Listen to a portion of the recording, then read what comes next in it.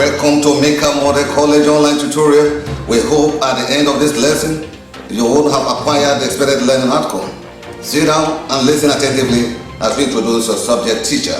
Welcome to another lesson on English language. I remain your English teacher, Mr. Sani O. Victor. If you have not forgotten, last time I introduced you to verbs.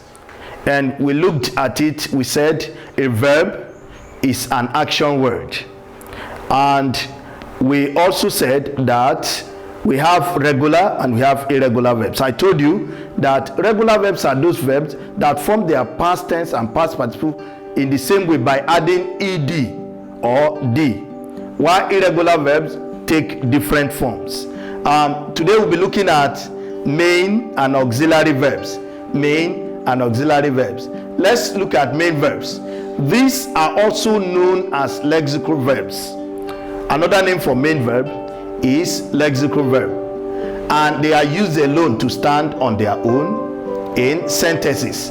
That is, one important thing about main verb or lexical verb is that it is used on its own to stand in any sentence.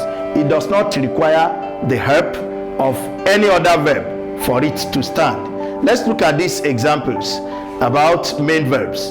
The boy comes home by himself after school. When you look at this, comes is a verb here and is a main verb here.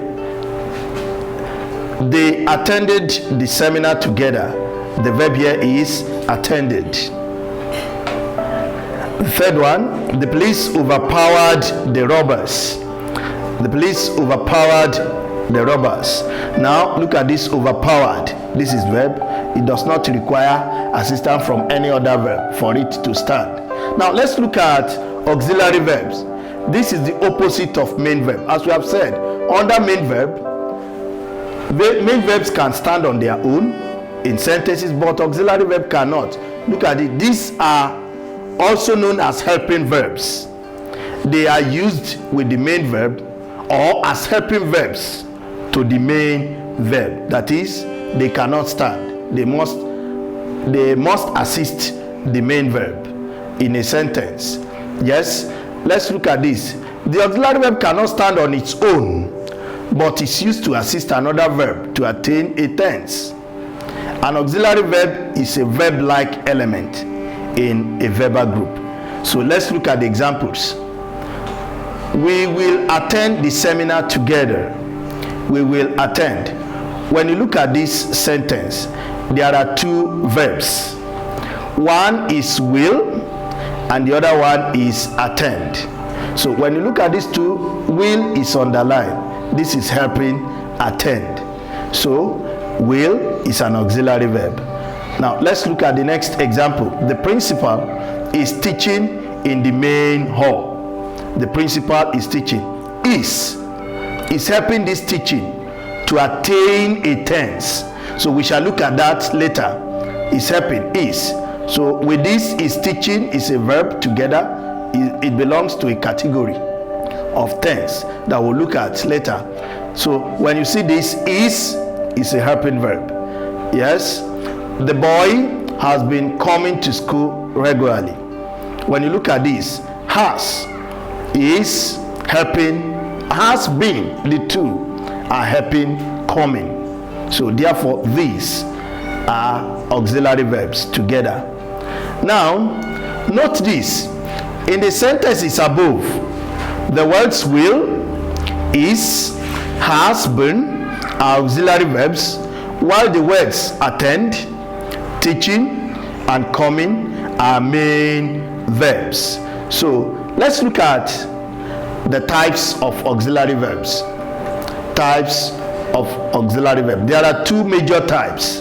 We'll look at them. The first one there is primary auxiliary verbs. Primary auxiliary verbs. This is the type of auxiliary verbs are classified or categorized under the following. Now it's further grouped. This primary auxiliary verb is further grouped into three. One, we have verb to be, we have verb to have, and we have verb to do. These are the three groups. The first one, verb to be. Be, the verb be itself. Is a verb. So that when you come across it in any sentence, don't say the sentence does not have a verb. Is a verb. Are is there. Am, was, were, been, being. All these are verbs, and they are under verb to be. We have verb to have, which are has, have, and had. When you look at these three, has is the singular form. It's used with singular subject. Have is used with plural, while had is the past tense of the two. That is, when you are talking about in the past form, you can't use any of these, has and have. What you must use is had. Now, the third one is verb to do. We have verb do, does, and did. The same thing happens here. Look at this. Do is used when making reference to plural subject. Does with singular subject, while did is the past tense of the two. Note this. Any of these, that is, these primary auxiliary verbs, are sometimes used in sentences as main verbs, standing on their own. So it should be understood that the primary auxiliary verb is unique, very unique, in the sense that at times they can be used in sentences to stand on their own, and they are not helping at all. That is one unique thing about primary auxiliary. Let's look at the examples of such cases. Number one, I am in JS1. This is a complete sentence. Despite the fact that there is no main verb here, we have am, if you have not forgotten, as one of the primary auxiliary verbs, particularly verb to be. This am is a verb. It's standing on its own now, and this sentence is a complete one. Now, let's look at the second one. We are friends. It's an auxiliary verb, but here now, it has been used as main verb. Now, I had my breakfast late yesterday. I had my breakfast late yesterday. So had here, do an auxiliary verb, but we've used it in form of main verb here. That is one good thing about primary auxiliary verb. The fourth one, they do their assignment regularly. When you look at this, do has been used as main verb here. That is another important thing about that. Now, the second type of auxiliary verb is the modal auxiliary verb. Now, these ones are used basically on auxiliary basis, that is, they assist, they help the main verbs. Now, let's look at them. They are 13 in number. We have can, we have could. Could is the past form of can. We have ought to. We have shall and should. Should is the past form of shall. We also have there is part of modal auxiliary verbs. We have will and would. Would, the past form of will. And the negative form of will is won't.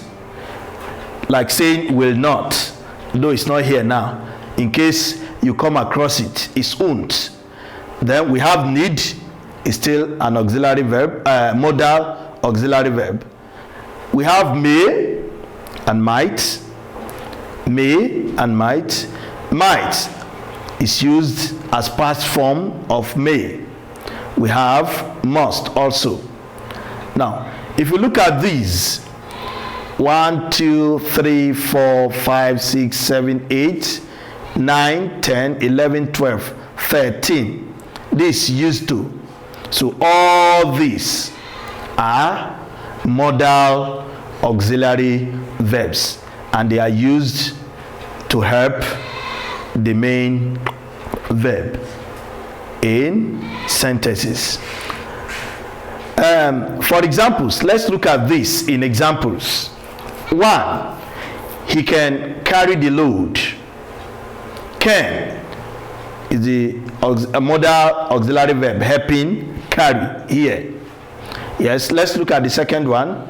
He told me he could carry the load. Could is used here to assist carry. Now, I shall visit Obudu next month. I shall visit Obudu next month. Shall, in this case, is the helping verb. B, that is the fourth one. He dare not talk when I'm talking. He dare not talk when I'm talking. And the fifth one, you ought to pay for your mistake. Ought to pay for mistake. Ought to here is assisting pay. Dare here is assisting talk. So all these are modal auxiliary verbs, and they are used to assist the main verb in any sentence. Thank you, students. We've come to the end of this class. Please don't forget to subscribe to our channel so that you can watch the next lesson. Thanks.